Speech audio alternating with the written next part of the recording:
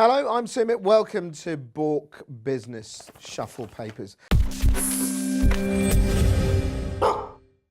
What is it? Well, it's a show where we're going to talk regularly about business. And I'm not talking about business in the sense of, hey, we're just, so smart, we know about business. Business that really matters to people like us who basically fell into business. So we're not going to be giving you top tips that some, huge kind of like multimillionaire, because we're not. We're not going to be saying, oh, you need to write a business plan, because we don't.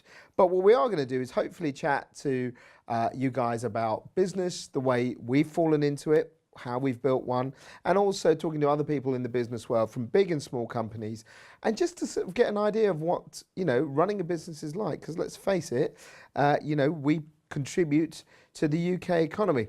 So how could I start the first show without bringing in the partner in crime or partner in time? I don't know how to put it really. Bit of both with you. Just the old bugger that's still standing. The old bugger that's still standing. Geoffrey, how are you? I am very good, thank you. Although your mum's the only one who calls you Geoffrey. Only my mother calls me Geoffrey. Yeah, exactly. And you really complain when people ring you up and say, hello, Geoffrey. Well, it's just very weird. It is weird. I feel like one of those sitcom Geoffreys then. Do you like the set, by the way? Well, as none of my ideas and none of the stuff that I brought in has been used, no. Sorry, but it's really good, actually. Tia did a lot of this work. Well done, Tia. Thank you very much for doing absolutely nothing for me. As we go on. So we're going to talk about business, but what we're going to do, let's just set the scene, which I think is quite interesting. Now, you knew a lot of this, so we'll do it anyway. Yeah, do it anyway. How many businesses are in the UK? So I will go my original answer, which was 5.5 million. He's such a nerd. You're so good. It's 5.7 million. Yes. Okay. Now, of those, how many do you think are large businesses? So when we talk large, we're talking like things like the big brands we know, like a Sainsbury's, a Tesco's, big, huge shops, big sort of pharmaceutical companies. It's tiny in terms of the number. Yeah. And that I don't really know, but I know that in terms of their turnover, it's massive. But the number would be, if I base... 100%, what would you reckon it would be? Oh God, it'll be less than 1%. It'll be 0.5, 0.4 or something like that. Well, here's the killer. 99.9% of all businesses in the UK are 250 people or smaller. So that's called an SME. So I got that wrong. I was over by 4 or 5. Yeah, exactly. So large businesses, and this is the government stats I've got here, don't actually register. There's zero on this. Right? Can you believe it? Which is ridiculous. So they've actually put it down as 0%. Well, thank God there are more than zero. Exactly. Otherwise, we wouldn't have a business. But here's the thing, right? So a SME is a company of 250 people or less, right? We are a micro business, right? So that's less than 10 people. And this is the killer. So 99.9% of all businesses are SME. How many do you reckon are like us of that 99.9%? Oh, that's going to be big as well.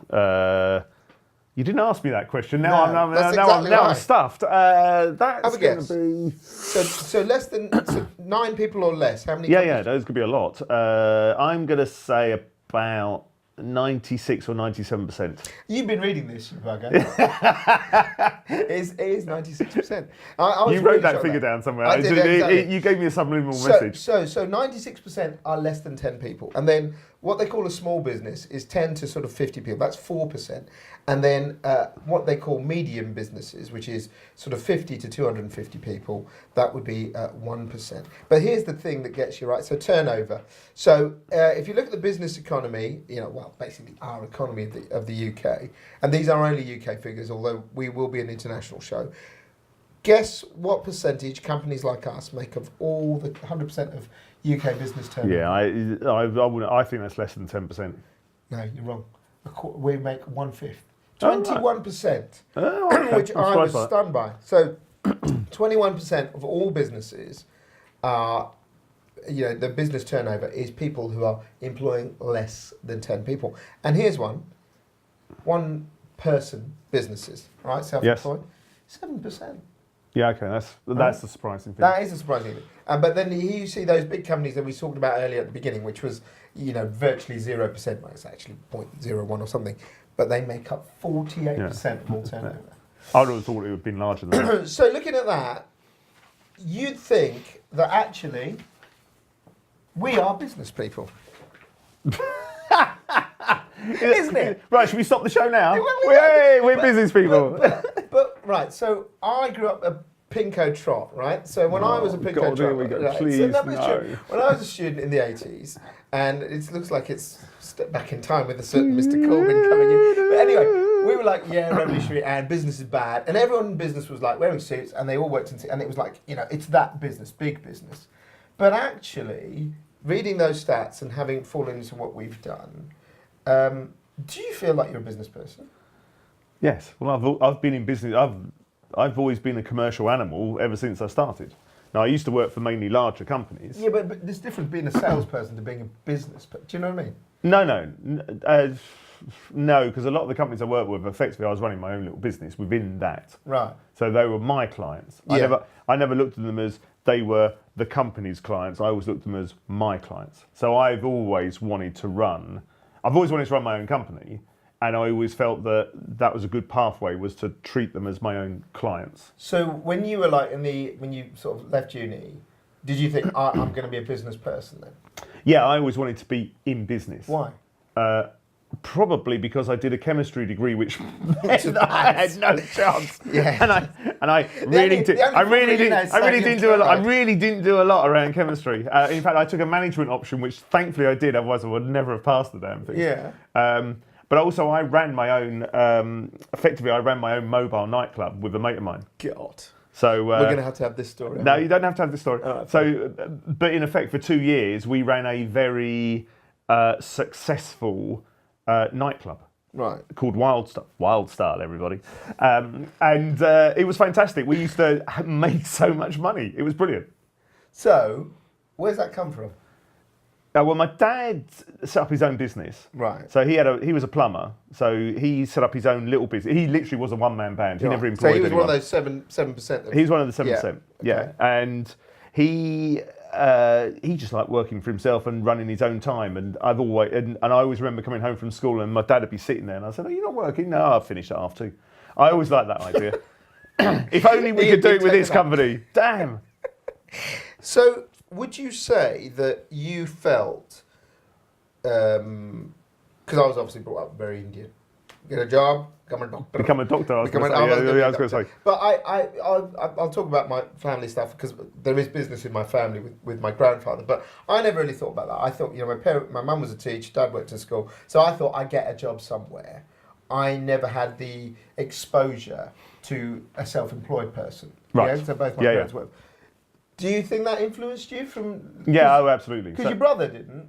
No, but he was like you. He wanted to be some journo wanker. Yeah, exactly. So, and he failed on both counts. Well, I actually did fail on the wanker count. I was going to use that punchline. Yeah. Come on, it's my brother. Come on. Cheers. Hello, Paul, if you're listening. Yeah, hello, Paul. It's lovely to see you. But go on. So, from my point of view, I had also my dad's family. My Auntie Mina was married to my Uncle Colin, and he had a building business, and that did very well. And also, one of my other aunts, she was married to Uncle Alex, and he had his own car spares part business in Northern Ireland, which around the Troubles was a damn good business to have.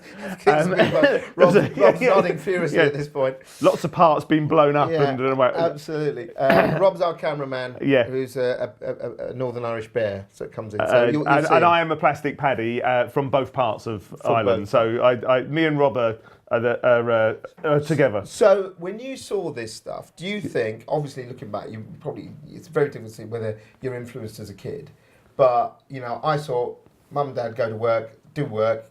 It's a professional job and all of that. Yeah. I never saw a business culture, even though my grandfather had set up a business in India and my uncle ran that, because we went to India like maybe once every 6 years. So I wasn't exposed to any of that, and I had no intention of being in business. Why do you think any of that put that into your head to even do? You did chemistry business, So I set up my first business when I was in my 20s. So I've always wanted to run my own company. What is the driver for that? And I think mainly my dad, and then the wider. No, I'm not talking about what you saw. What is the driver for that? It's just because no one likes you, so you thought I got away. Well, I'm pretty much unemployable now, so that's the biggest driver. So the biggest driver of why Energy Life News exists is that no one will be able to employ me because, frankly, From a political correctness point of view, I'd be out let's in not go 2 into that days. one. I like making my own decisions. I like the stress of running your own company. And that sounds weird because people say, "Oh, don't want to be stressed," but I don't like having to be at the beck and call of people. So I've worked in large companies where you literally. I remember I had tickets for New Order, and it was like, you can't go because you've got to be over in Switzerland. You know, that just really used to drive me nuts. You think they're paying you to go and work for them? Yeah, but but I want to go. I'm going to have a look. They talk about work-life balance. Yeah. Okay. And actually, you could say that running your own company is a really bad idea for work-life.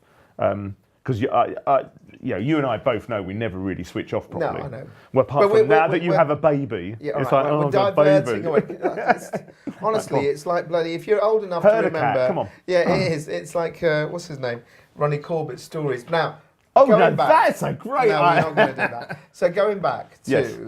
what is it? Do you think that made you think about business? Is it just because you saw your dad and your uncle and all of that sort of stuff, or is there something in you that was always a bit sort of rebellious? I'm not going to take. Well, I think there's there's those factors, and also I like the risk-reward idea. Right. Okay, so Which I've way always went into sales then, yeah. So that's why I went into sales probably because obviously the more effort you put in, potentially the more money you're going to earn. Right. So I don't like the idea of a static amount of money. I like the idea that if you put in more effort, you will make more money.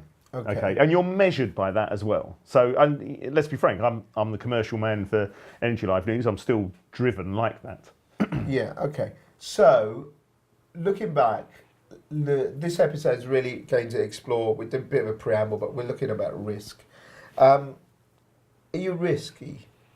Yeah, I think people that set up their own companies. In fact, let's look at the stats you came out with. Yeah. Okay, there are 5.7 million businesses. Yeah, that's good. Most of those, so those businesses have actually got to be set up by somebody. So Yes, there's that's right. effectively 5 million people have gone up and set their own business. Hang on, okay, there's but the population in the UK is over 60 million. So, right, yeah. So let's say that's let's say it's 65. So it's 1/13 of the population have gone and created their own company. Okay. True. It's a risky business because it's deemed to be, you're having to go out and get your own clients, you've got to look after yourself, Yeah, etc. However, I'd say what's more risky, and this is just my personal opinion, is working for a large company where you're a cog. You can just get dumped at any time because they do this whole thing of, we got too many people, we're not making enough money, you're out. We restructure. At least when you're running your own company, you've got some sort of control over it.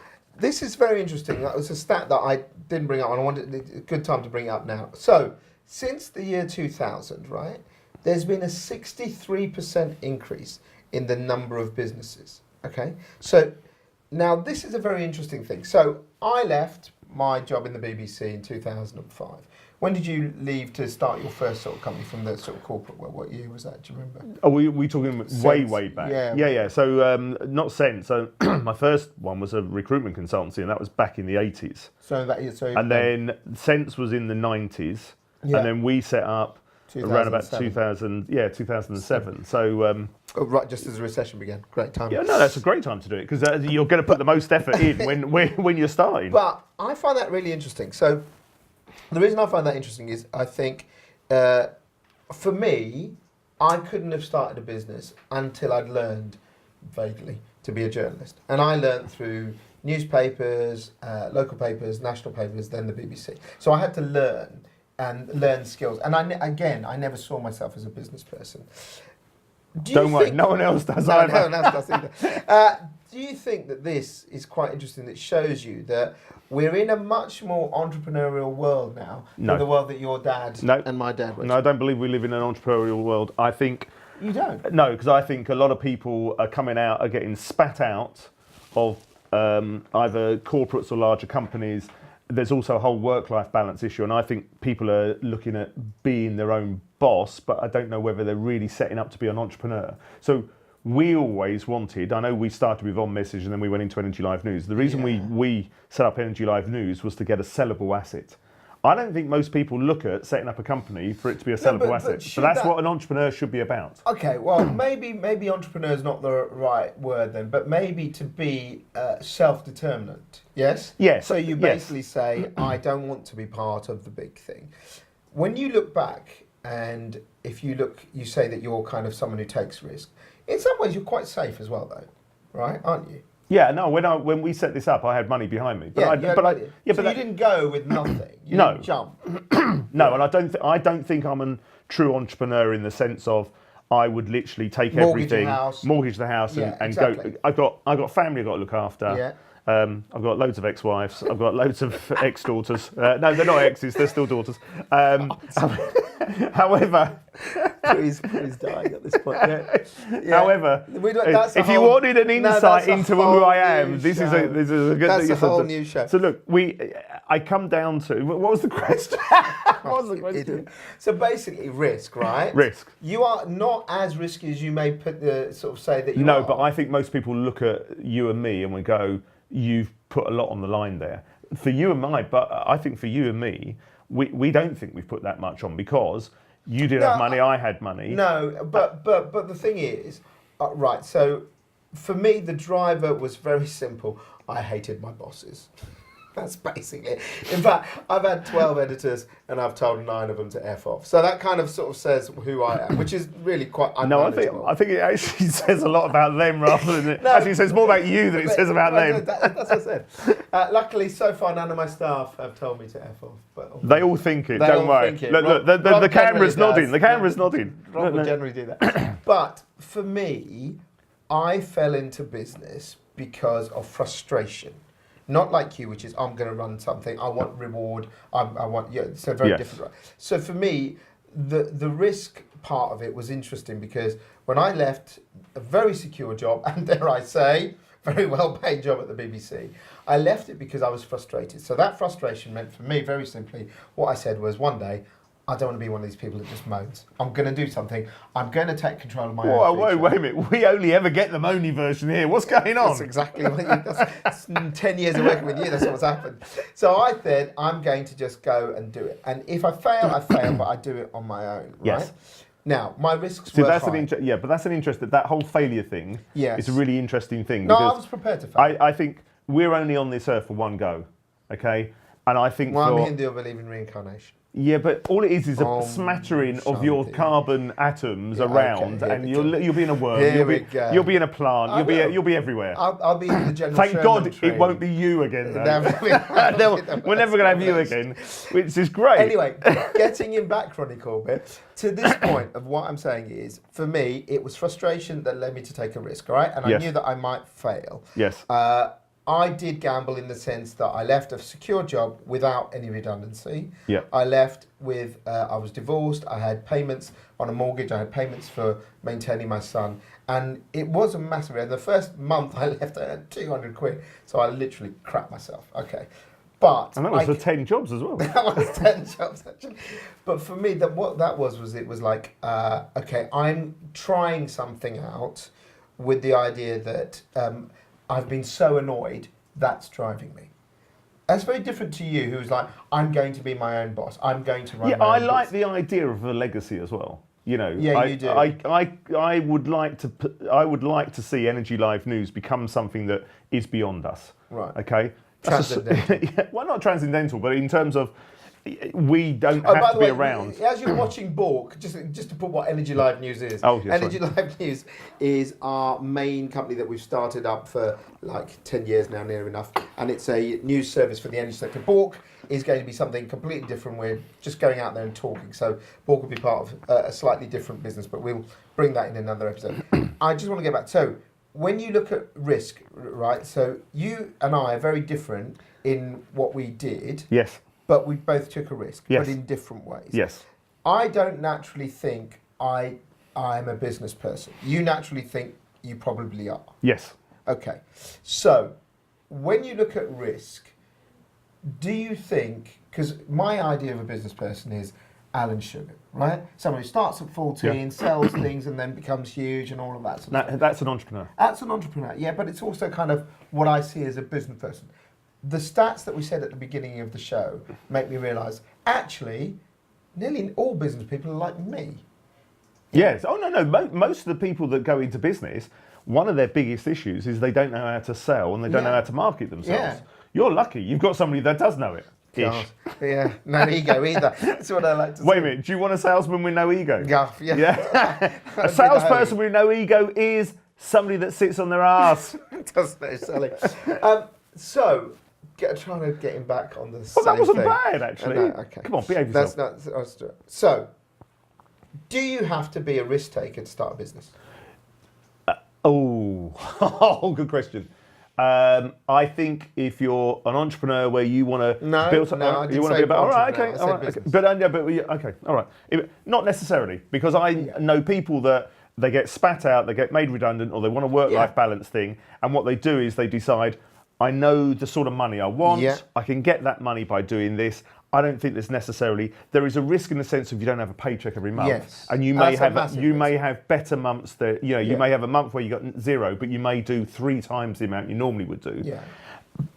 However, I don't think it's necessarily, my dad actually, let's talk about my dad.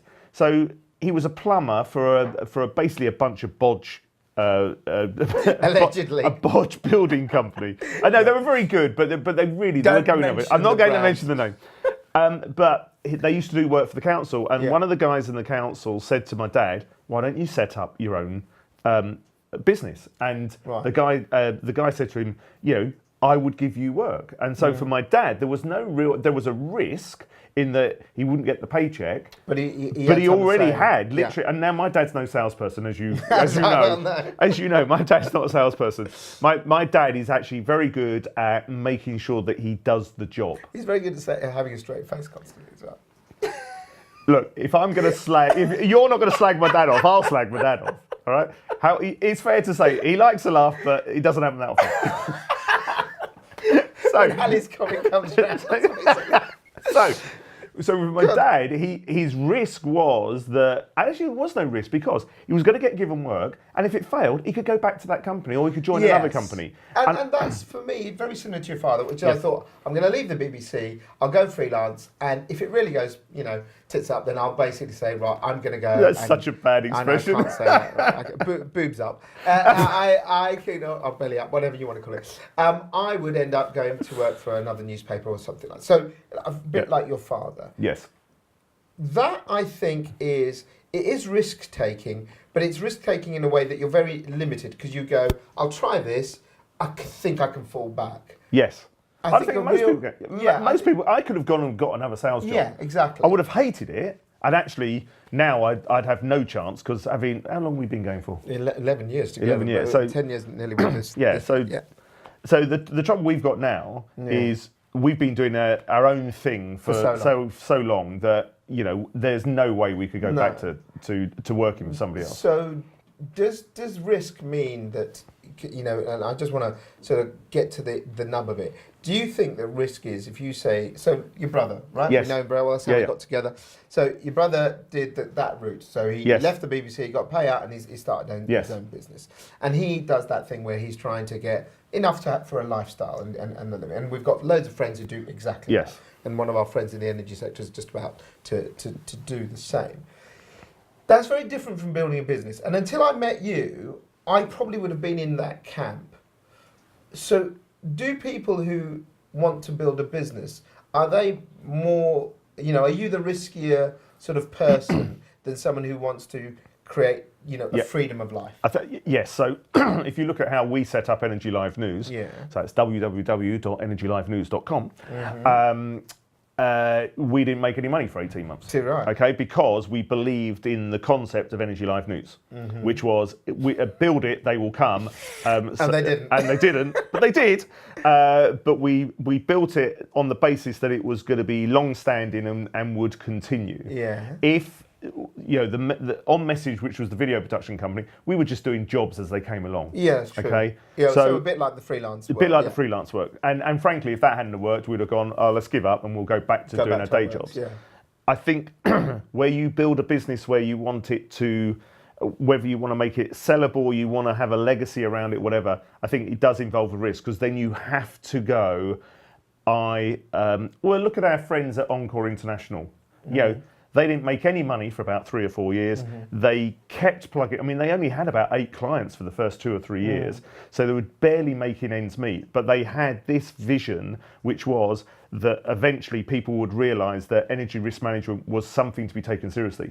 And when there was the volatility in 2008, it absolutely turned for them. It's the same for us. You know, we started as an online platform, but the thing that really kicked us off was doing the events. Now that we were a little bit lucky in that sense, and we took a big risk because we had to put a whole load of money up for that first event. Yeah. And if you remember, we were sweating. And we'll do that in another episode when we go there. But for me, I still think I would say I'm a business person now, but I've learned a lot from you about sales and that sort of side of it. But I never set out to build a business. Right. Okay? Yes. So when it comes to taking a risk, I'm up for risks. You know me. I'm really up for loads of risks. I'll take a chance. But I always kind of take a chance knowing that I hopefully have the ability to survive.